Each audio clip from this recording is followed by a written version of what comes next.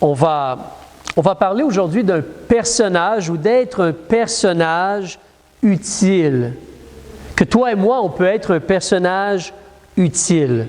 On va parler de quelqu'un qui a été utile pour le Seigneur et on va commencer à regarder dans l'Évangile de Matthieu ensemble.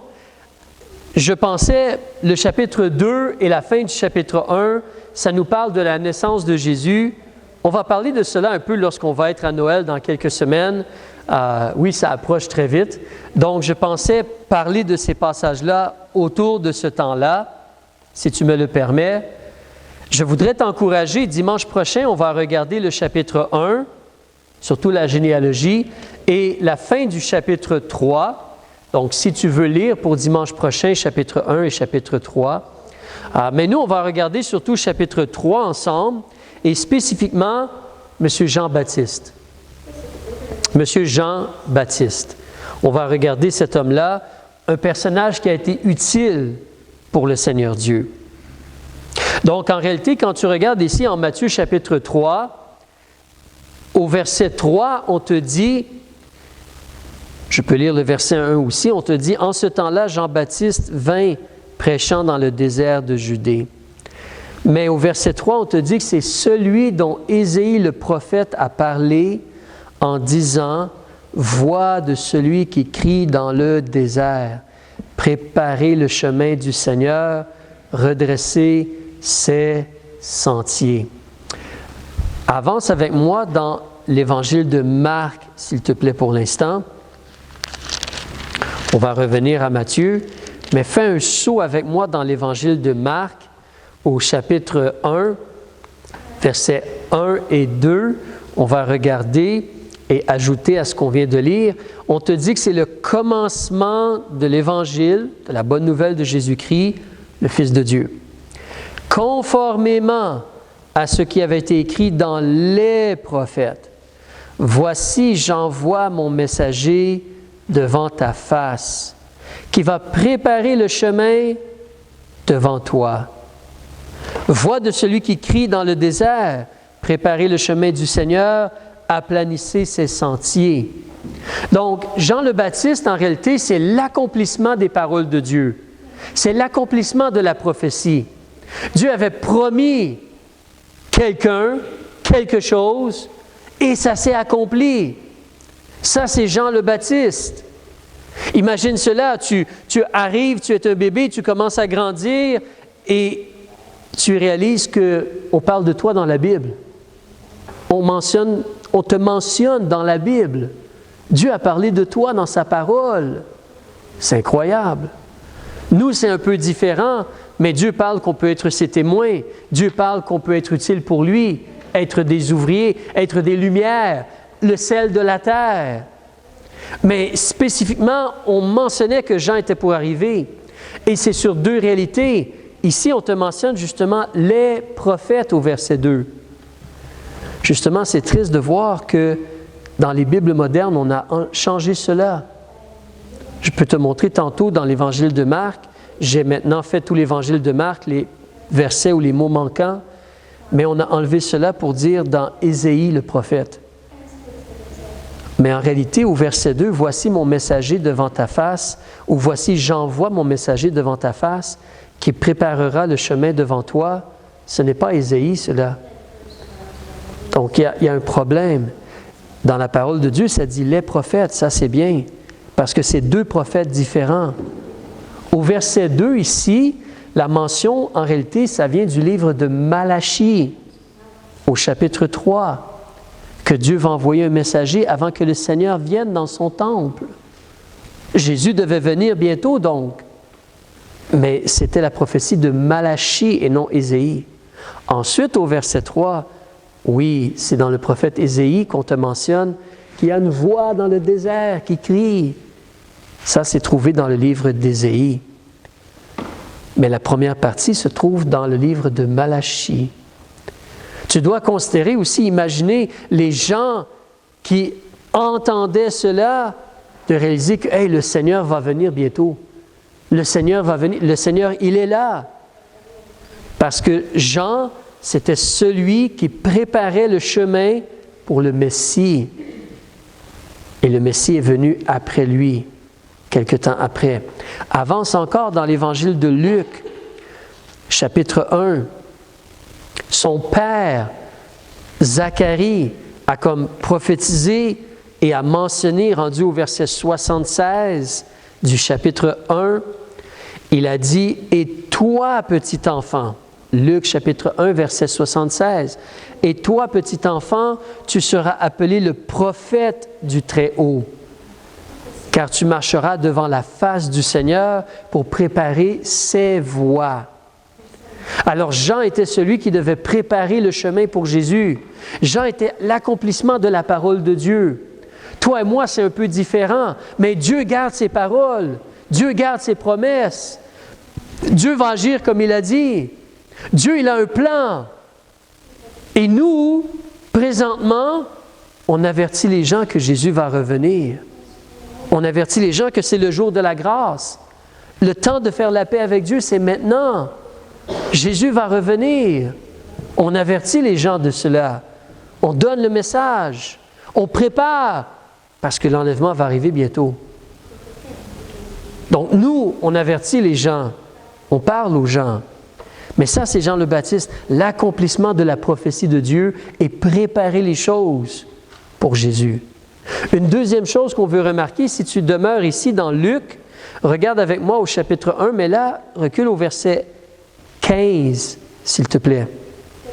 Verset 15. Donc, Jean, c'était un homme, un personnage utile, c'était l'accomplissement de la prophétie de Dieu. C'était celui qui préparait le peuple pour la venue de Jésus. Essayer de préparer, de semer, de travailler la terre, préparer le cœur des gens. Il devait faire cela. Et toi et moi aussi, on doit semer et donner les paroles de Dieu et préparer les gens pour ce qui est devant eux. Ils doivent faire un choix, mais notre part, c'est de parler. La deuxième chose, tu vas remarquer que Jean, il est très spécial. Pas seulement on a parlé de lui dans la Bible. Comme je dis, imagine cela. Si rendu à peut-être 9, 10, 11 ans, on te dit « Hey, dans les écrits, on parle de toi, jeune homme. Tu es mentionné dans les écrits. » Moi? Oui, toi, tu es mentionné dans les écrits. Tu devais venir pour faire un travail. Wow! C'est assez particulier. Si vous connaissez un peu la Bible, vous savez, il y a le roi Josias. Il y avait un prophète qui a dit, il y a un roi qui va venir et puis il va détruire cet autel-là et tout cela. Et Josias est venu puis il a détruit l'autel. C'était prophétisé. Et Josias est venu puis il a fait cela. Mais ici, c'était prophétisé. Nous, on a vu vendredi, Dieu avait prophétisé sur Cyrus, qu'il dirait aux gens, retournez rebâtir le temple. Mais on a prophétisé sur Jean. Et une autre chose qui est très spéciale, que personne d'autre que Jean a eu, c'est que lui, au verset 15, on te dit, « Il sera grand devant le Seigneur, et il ne boira ni vin ni boisson forte. Il sera rempli du Saint-Esprit dès le sein de sa mère. » Aucun être humain a cela. Aucun. Mais lui, dès le ventre de sa mère, le Saint-Esprit était en lui.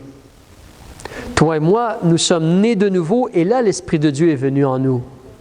Un enfant physiquement né au monde, il n'a pas le Saint-Esprit. Il doit être né de nouveau, puis là, il va recevoir le Saint-Esprit. Mais ce n'est pas le cas de Jean. Jean, bébé, enfant dans le ventre, bébé ensuite, petit enfant, petit garçon, jeune homme, il était plein du Saint-Esprit. Le Saint-Esprit était en lui, rempli du Saint-Esprit dès le sein de sa mère. Il a dû apprendre à être influencé et rempli et contrôlé par l'Esprit de Dieu. Remarque au verset 17, on ajoute que cet enfant-là, il va marcher devant lui dans l'Esprit et avec la vertu comme la puissance d'Élie. Et si tu avances au chapitre 1, verset 80, s'il te plaît. Chapitre 1, verset 80. Avez-vous déjà remarqué ceci concernant Jean le Baptiste? Il ne faut pas penser que Jean le Baptiste, il était parfait dès le début, puis il a toujours été parfait. C'était un être humain comme toi et moi.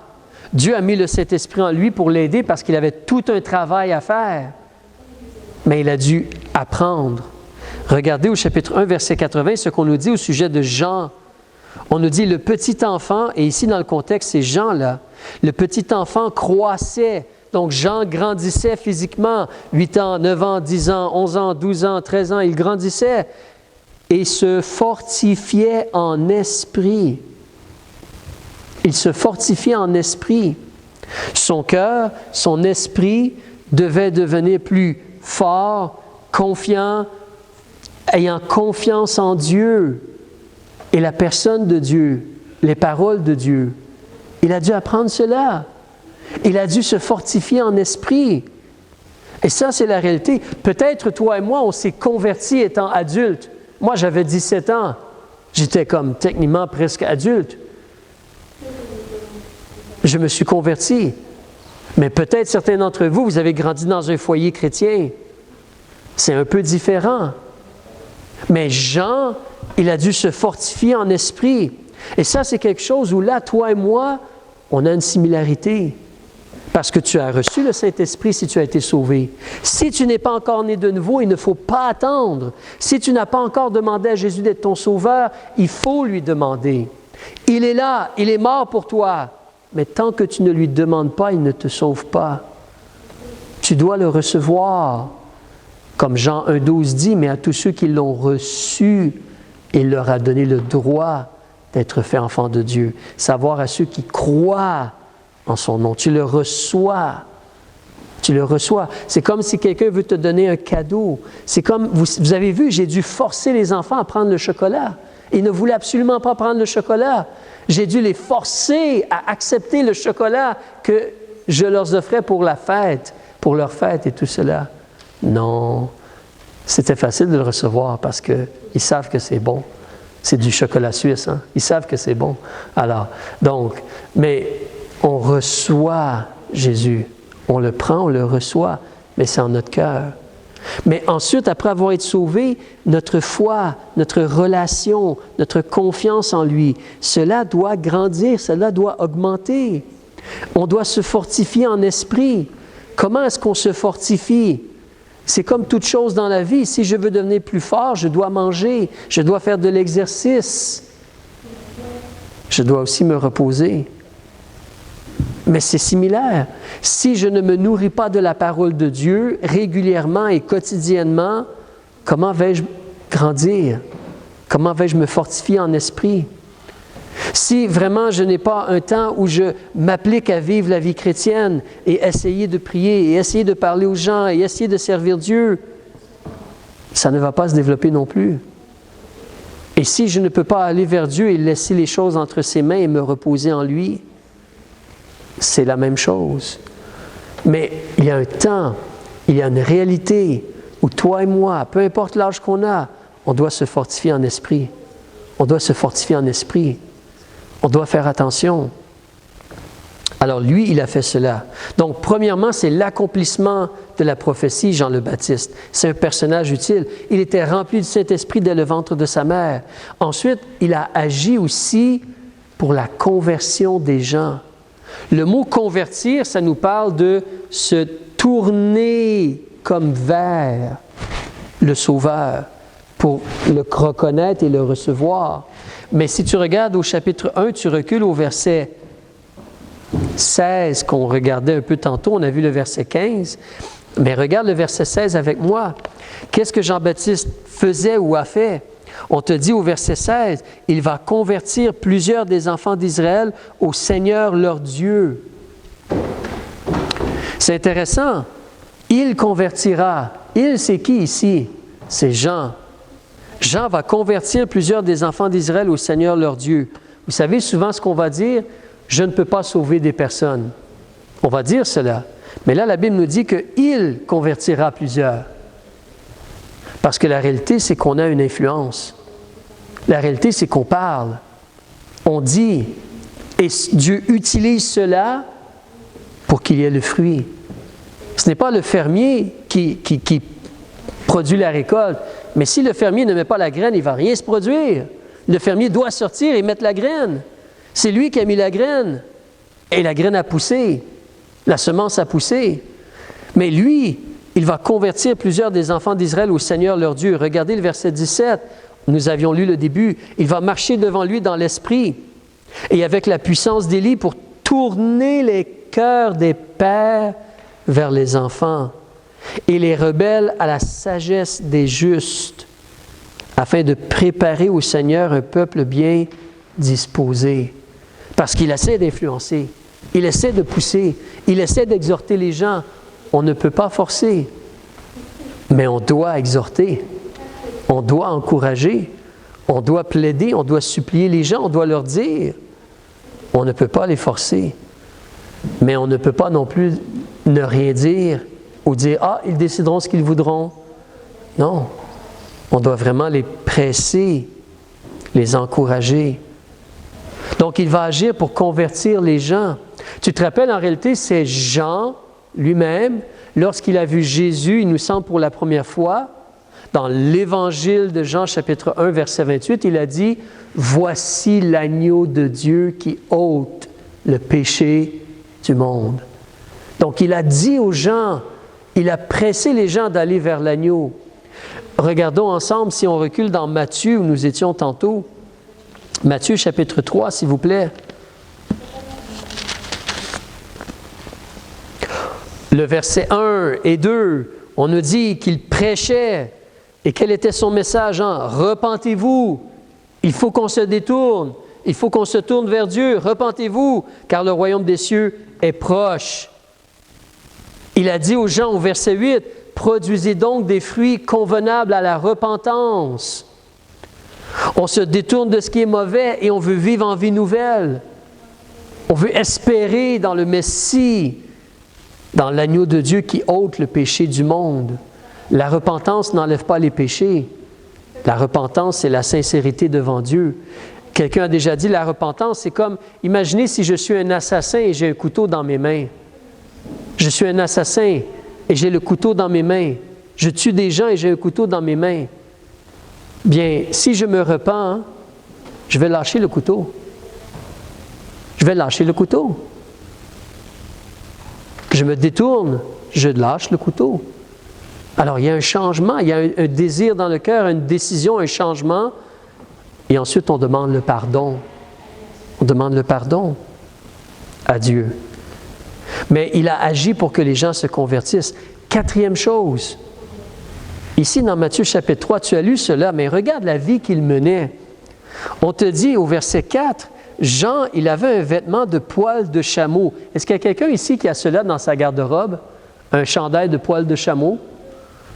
Quelqu'un a cela dans sa garde-robe? Un chandail de chèvre, un chandail Alors, nous, c'est le coton, polyester, mais lui, il est habillé avec du poil de chameau. Vous pouvez comprendre que c'était des vêtements simples. Pas de richesse, là. Un vêtement de poil de chameau, une ceinture de cuir autour de ses reins. C'est la base, hein? Très abaissé, très humble, très simple. Sa nourriture, c'était des sauterelles et du miel sauvage. On dirait du miel. Oui, c'est bon, le miel. Sauterelles. On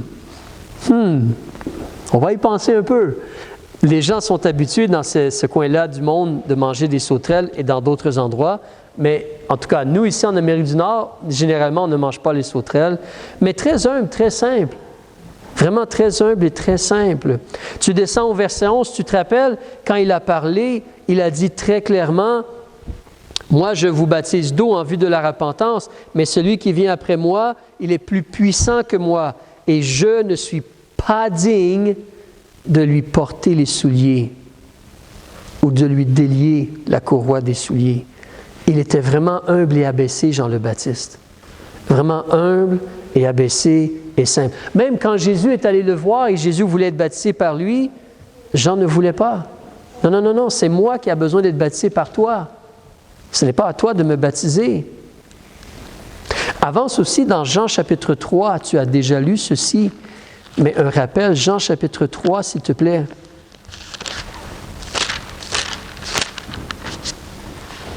Alors, Jean le Baptiste, c'est l'accomplissement du plan de Dieu, de la parole de Dieu. Dieu a un désir. Dieu veut se servir de lui comme Dieu veut se servir de nous. Jean le Baptiste, c'est un homme qui est rempli de Saint-Esprit dès le ventre de sa mère, mais il doit apprendre à se fortifier en esprit. Comme toi et moi, on doit apprendre à être contrôlés par l'Esprit de Dieu, à fortifier notre foi, demander à Dieu de fortifier notre foi. Jean le Baptiste, il a agi pour que d'autres se convertissent. Nous aussi, on doit agir en parlant, en encourageant, en priant. Jean le Baptiste, il était simple, abaissé et dévoué, dédié. Ici, Jean chapitre 3, regardez avec moi au verset 26. Donc, les gens sont venus à Jean le Baptiste et lui ont dit, « Maître, ce sont ses disciples, celui qui était avec toi au-delà du Jourdain, celui que tu as dit, voilà l'agneau de Dieu, à qui tu as rendu témoignage, le voilà qu'il baptise. Et tous vont à lui maintenant. Il est plus populaire que toi maintenant. » Jean répondit, « Personne ne peut rien s'attribuer si cela ne lui a été donné du ciel. Vous m'êtes vous-même témoin que j'ai dit, ce n'est pas moi qui suis le Christ, mais j'ai été envoyé devant lui. Celui qui a l'épouse, c'est l'époux. Mais l'ami de l'époux, qui est présent et qui l'écoute, est ravi de joie d'entendre la voix de l'époux. Et cette joie qui est la mienne, elle est parfaite. Il faut qu'il croisse, ça c'est Jésus, et que moi je diminue. Celui qui vient d'en haut est au-dessus de tous. Celui qui vient de la terre, il est de la terre et parle de la terre. Celui qui est venu du ciel est au-dessus de tous. Et il rend témoignage de ce qu'il a vu et entendu, mais personne ne reçoit son témoignage. Celui qui a reçu son témoignage, les choses que Jésus a dites, celui-là a scellé que Dieu est véritable. Car celui que Dieu a envoyé dit les paroles de Dieu parce que Dieu ne lui donne pas l'Esprit par mesure. Même si Jean le Baptiste était rempli de l'Esprit, Jésus était plus haut. Il était plus haut. Il venait du ciel et l'Esprit de Dieu était en lui, pas par mesure. Pas par mesure. On a reçu tout le Saint-Esprit, mais notre cœur, notre vie, nos convoitises, nos désirs étouffent des fois l'Esprit de Dieu. Retiennent l'Esprit de Dieu, empêchent l'Esprit de Dieu d'agir. C'est comme si on ferme le robinet. C'est nous. Mais quelle attitude en « il faut que lui croisse, moi je dois diminuer ». Il faut cela. C'est vraiment comme si « non, moi je ne suis rien, c'est lui qui est tout. C'est lui qui a toute la place ». C'est vraiment un exemple incroyable. Il était simple, vraiment abaissé, un serviteur, vraiment dévoué, dédié, à Dieu seulement soit la gloire. Ça, c'est incroyable. Justement, vous vous rappelez ici, revenez avec moi dans Matthieu chapitre 3, s'il vous plaît. C'est intéressant pour moi de noter que dans le cas de Jean le Baptiste, les gens venaient à lui pour être baptisés. Les gens venaient à lui. On nous dit justement au verset 5 du chapitre 3, « Alors Jérusalem et toute la Judée et tous les environs du Jourdain venaient à lui. » Évidemment, c'était le plan de Dieu. Évidemment, l'Esprit de Dieu agissait. Mais Jean, il restait là, puis les gens venaient à lui. Il n'allait pas frapper aux portes ou les inviter, là. Les gens venaient à lui pour être baptisés. Évidemment, les gens le reconnaissaient comme un prophète, comme celui qui... Est-ce que c'est lui le Messie? On voyait que la main de Dieu était là, même s'il n'a pas fait de miracle en tant que tel, Jean. Mais les paroles qu'il disait, l'Esprit de Dieu agissait, les gens allaient à lui. Mais c'était un homme humble et simple et dévoué. Cinquième chose, une autre chose après cela. Ici, dans Matthieu, c'est intéressant de voir, Monsieur Jean, il voulait le meilleur pour tout individu, mais il pouvait reconnaître les hypocrites et les dénoncer. Tu vois, au chapitre 3, au verset 7, quand il a vu venir à son baptême plusieurs des pharisiens et des sadduciens, des gens religieux, il leur a dit quoi? Race de vipères. Race de vipères. Qui vous a appris à fuir la colère à venir? Vous savez, race de vipères, dans le sens le serpent, enfant du serpent, enfant du diable. Mais c'est un fait. Et si on n'a pas Jésus, on est enfant du diable. On est des enfants des ténèbres. C'est Jésus qui nous permet d'être enfants de Dieu. Mais il a parlé clairement aux gens, faux ou religieux ou hypocrites, il leur a parlé clairement. Vraiment, produisez des fruits convenables à la repentance.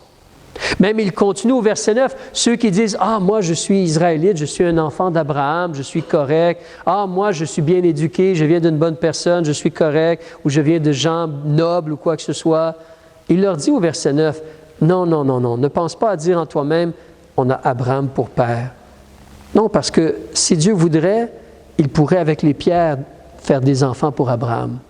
Un vrai enfant d'Abraham marche dans la foi d'Abraham.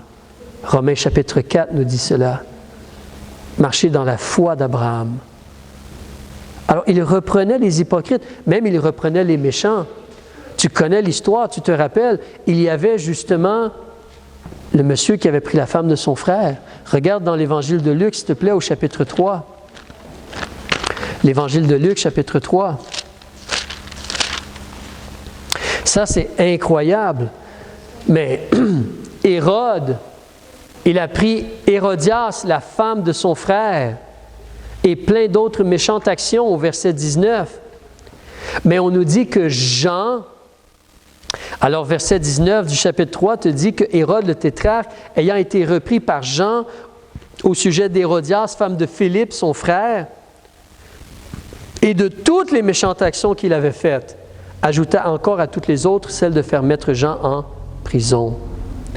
Mais M. Jean, pas seulement il reprenait les hypocrites et parlait directement au cœur des gens, mais M. Jean, il reprenait les méchants, les chefs de la société, avec un certain respect. Il ne disait pas des mots méchants nécessairement ou un mauvais langage, mais il disait « ce que tu fais est mal. Il ne t'est pas permis de faire cela. Ça, c'est mauvais de faire cela. » Un langage approprié, mais il corrigeait ou reprenait les méchants. Et en réalité, vous savez où cela l'a mené, n'est-ce pas? On va en parler bientôt. Mais il agissait comme cela. Toi et moi, on doit apprendre aussi à vouloir laisser Jésus avoir la première place. Vraiment vouloir être des serviteurs de Jésus et accepter la part que Jésus nous donne, ce qu'il met devant nous. On doit apprendre aussi à reprendre ce qui est mauvais, reprendre ce qui est contraire à Dieu et aux vérités de Dieu. Ce n'est pas populaire, mais nous devons dénoncer ce qui est mauvais. Nous devons dénoncer ce qui est contraire aux vérités de Dieu. Nous devons encourager les gens à être sincères et honnêtes. En réalité, la dernière chose qu'on pourrait dire, vous savez, Jean le Baptiste, ce n'était pas un demi-dieu. Hein? Ce n'était pas comme moitié Dieu, là. Jean le Baptiste était 100% être humain. 100% être humain. Regarde avec moi dans Matthieu chapitre 11, tu te rappelles cette situation-là, mais quand il était emprisonné, justement, Matthieu chapitre 11, et au verset 2, Jean, il a entendu parler, quand il était dans la prison, il a entendu parler de ce que le Christ faisait. Donc, il a envoyé 2 disciples pour poser une question. Quelle est la question? Au verset 3, c'est une question bizarre. Es-tu celui qui doit venir ou devons-nous en attendre un autre? Mais c'est lui qui a dit, ça c'est l'agneau de Dieu. C'est lui qui disait que Jésus était comme le Christ ou comme celui qu'on attendait. Pourquoi il dit cela ici? Pourquoi il mentionne cela? Pourquoi il parle comme si on n'est pas sûr qui Jésus est? Je ne sais pas ce qui se passait dans son cœur. On a vu tantôt qu'on doit se fortifier en esprit. Mais évidemment, dans la prison où il était, c'est un temps où notre foi, elle est testée. Notre foi, elle est vraiment éprouvée solidement. Et qu'est-ce que Jésus fait au verset 4? Jésus répond aux 2 personnages qui sont venus, les 2 disciples de Jean. Ils ont dit, « Allez et rapportez à Jean les choses que vous entendez et que vous voyez. » Il les a référés à la réalité que les aveugles recouvrent la vue, les boiteux marchent, les lépreux sont nettoyés, les sourds entendent, les morts ressuscitent, l'Évangile est annoncé aux pauvres. Parce que dans le livre d'Ésaïe, on te dit que le Messie va faire ces choses-là. Regardez ce que je fais, comparé avec ce que les prophètes ont dit, je suis celui qui devait venir. Il a encouragé Jean à réfléchir. Il aurait pu juste dire oui, mais il a dit, dites-lui ce que vous voyez et entendez. Réfléchis, réfléchis, réfléchis. Dieu nous a donné une intelligence, il faut faire attention de ne pas se laisser tromper ou mélanger ou mal influencer dans nos pensées. Et regardez au verset 6, Jésus dit, « Heureux comme béni est celui qui ne se scandalise pas de moi. » Heureux est celui qui ne se scandalisera pas de moi. Scandaliser, c'est comme trébucher. Alors, attention de ne pas tomber à cause de la personne de Jésus.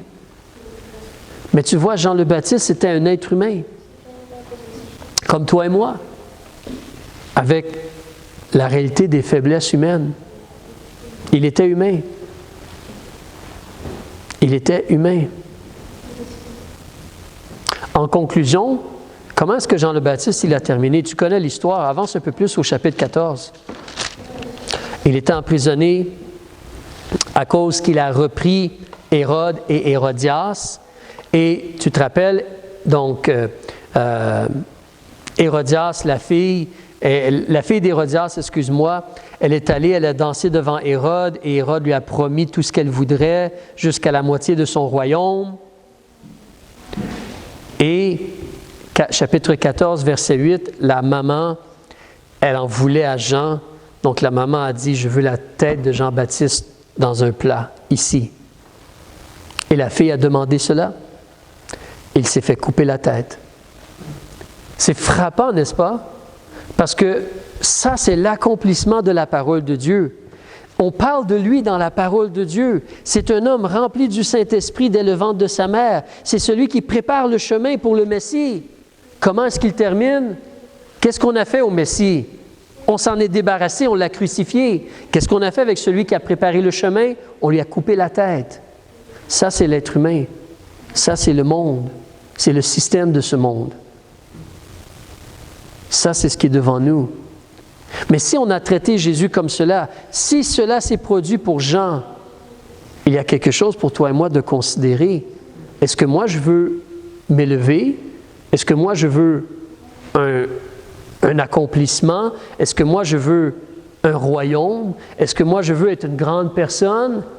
En réalité, les gens qui sont vraiment utiles pour Dieu terminent comment? La tête coupée. La tête coupée. C'est une réflexion, c'est un encouragement, c'est quelque chose qui est devant nous. Le but n'est pas de me bâtir une grande vie ou une renommée. En réalité, c'est Dieu et son plan. Et toi et moi, on peut avoir une part maintenant dans le plan de Dieu. Notre nom n'est pas écrit dans les prophéties, mais nous, qu'est-ce qu'on fait avec le plan de Dieu? Est-ce que nous, on a reçu Christ? Est-ce que nous, on a considérer que Jésus, c'est le Messie, c'est le Fils de Dieu, c'est celui qui a les paroles de la vie. Est-ce qu'on a cru cela? Si on a cru cela, est-ce qu'on est vraiment soumis au Maître, abaissé, en train de servir le Maître? Est-ce que nous, on prêche et on vit vraiment la repentance et la foi? Est-ce qu'on est vraiment utile? En réalité, il va y avoir une récompense. Il va y avoir une récompense. Ce n'est pas sur la terre. Mais Jean, le Baptiste, il a été fidèle et fait ce qu'il avait à faire. Et Jésus a toujours parlé en bien de Jean. Toujours. Même dans le passage qu'on a lu, quand Jean doutait un peu, Jésus a dit, c'est un prophète. Et il n'y a personne qui est né de femme qui est plus grand que lui. Personne. Le ministère qu'il avait. Le ministère qu'il avait. Mais c'est quelque chose, quand on regarde cela, c'est juste un exemple. Jésus, c'est notre sauveur. Jean, c'est un exemple. Mais c'est un excellent exemple pour toi et moi aujourd'hui. On veut aussi être un personnage utile pour le plan de Dieu. Être utile pour le plan de Dieu. Considérer le plan de Dieu et vouloir participer au plan de Dieu. Vraiment laisser l'Esprit de Dieu nous remplir. Vraiment apprendre à se fortifier en esprit et essayer d'agir pour la conversion des autres. Vraiment être un serviteur humble et abaissé qui reprend le mal, qui fait attention à son propre cœur parce qu'on est faible, on est humain,